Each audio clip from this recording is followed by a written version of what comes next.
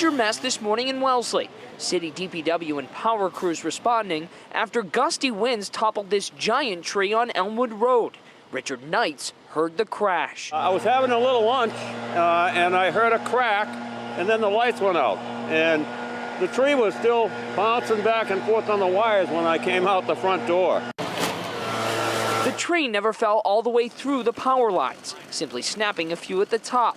Neighbors calling it a lucky break. No one was hurt. Didn't hit anybody, and they say we'll have our power back on in another hour. So I think all in all, everyone was fortunate. The whipping winds were a familiar sight across the region. This was the scene in the Seaport where some had to hang on to stay upright, not faring as well as our four-legged friends.